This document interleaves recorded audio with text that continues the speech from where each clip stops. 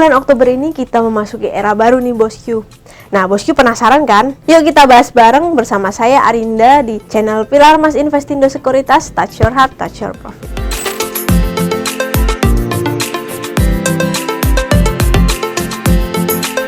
Nah bosku, seperti biasa untuk mengawali monthly outlook di bulan Oktober ini, kita awali dulu nih dari Amerika Serikat, di mana Amerika Serikat pasti tidak lepas dari tingkat suku bunga, data ketenagakerjaan, dan juga inflasi.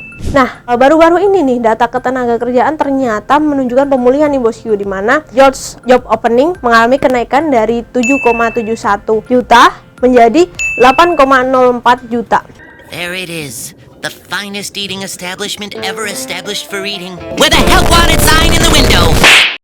Lalu juga ada non-farm payroll yang naik dari 159.000 menjadi 254.000, dan juga yang terakhir ada unemployment rate yang turun dari 4,2% menjadi 4,1%. Nah, tentu ini menunjukkan pemulihan ya di data ketenagakerjaan Amerika Serikat, sehingga mengubur ekspektasi tingkat suku bunga sebesar 50 basis point. Oleh karenanya, kami memproyeksikan tingkat suku bunga akan dipangkas sebesar 25 basis point pada 8 November 2024. Nah, selain kondisi perekonomian Amerika Serikat juga di bulan ini akan melakukan pemilihan presiden nih bosku, di mana Kamala Harris akan melawan Donald Trump.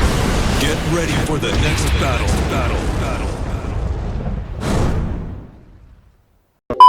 Nah, berdasarkan jajak pendapat, Kamala Harris sejauh ini memimpin 2-5%. Namun hasil ini bisa berubah-ubah nih bosku. Nah, siapa yang menang nanti tentu ini akan menentukan langkah kebijakan daripada Amerika Serikat tersebut. And I will rule the world.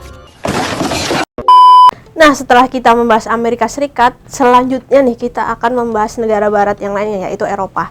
Nah, di mana Eropa ini sebelumnya mengalami penurunan inflasi nih bosku, dari sebelumnya 2,2% menjadi 1,8%.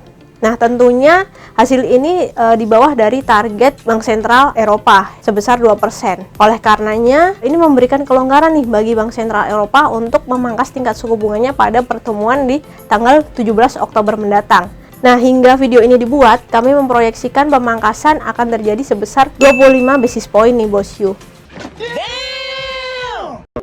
Setelah kita membahas negara barat nih bosku, kita kembali nih ke Asia, di mana yang pertama menarik untuk kita bahas adalah Tiongkok nih bosku. Yang pertama, pemerintah Tiongkok melakukan pemangkasan rasio cadangan minimum yang sebelumnya 10% menjadi 9,5%. Pemangkasan ini diharapkan dapat memberikan likuiditas kepada perbankan sebesar 1 triliun yuan, sehingga memberikan keleluasaan bagi perbankan untuk menyalurkan kredit nih kepada masyarakat. Selain itu, pemerintah Tiongkok juga melakukan pemangkasan reverse repo 7 days-nya nih bosku, dengan harapan masyarakat tertarik nih untuk mengajukan kredit di perbankan. Nah, selanjutnya pemerintah Tiongkok juga mengeluarkan special bond sebesar 2 triliun yuan nih bosku, yang akan digunakan untuk subsidi maupun untuk tunjangan sosial. Udah hidup juga bagus. Selain itu, dari special bond tersebut 50%-nya akan diberikan kepada pemerintah daerah untuk mendukung sektor properti yang tengah lesu nih bosku. Harapannya stimulus ini memberikan dampak positif nih bagi perekonomian Tiongkok yang akhir-akhir ini terus terkontraksi nih bosku. Mau ngomong apa juga tetap aja apes. Setelah kita ke negara tirai bambu, kita masih di Asia nih bosku, yaitu di negara Sakura atau Jepang. Nah, Jepang ini sedang gelisah nih bosku. Apakah harus meningkatkan suku bunga ataukah tetap dengan kebijakan longgarnya?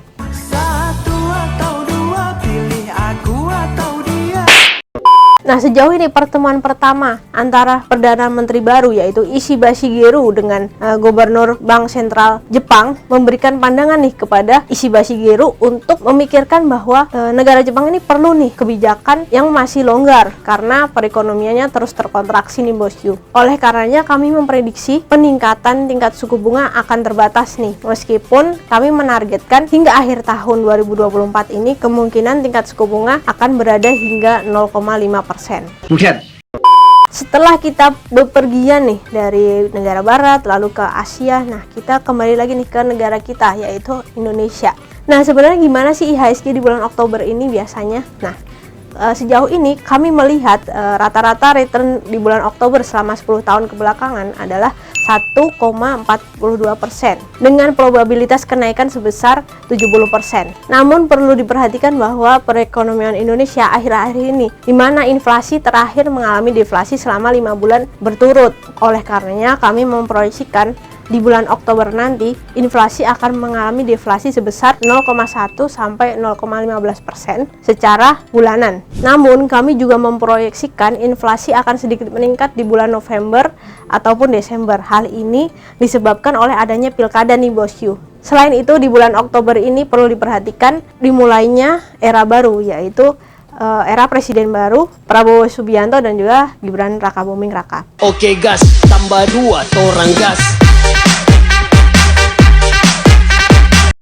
Sejauh ini kami melihat bulan Oktober ini masih cenderung menarik ya bosku, karena di bulan Oktober ini juga dipenuhi dengan rilisnya laporan keuangan kuartal ketiga dan juga bulan sebelum window dressing terjadi.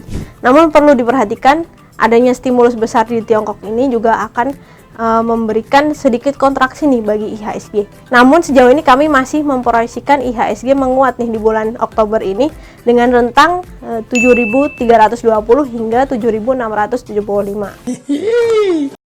Nah itu dia bosku monthly outlook di bulan Oktober. Semoga bisa menjadi pedoman investasi nih bagi bosku di bulan Oktober ini. Terima kasih bosku sudah menonton video ini sampai habis. Jangan lupa like, subscribe, dan tonton terus channel Pilar Mas Investindo Sekuritas. Touch your heart, touch your profit. Pionir sekuritas channel di Indonesia.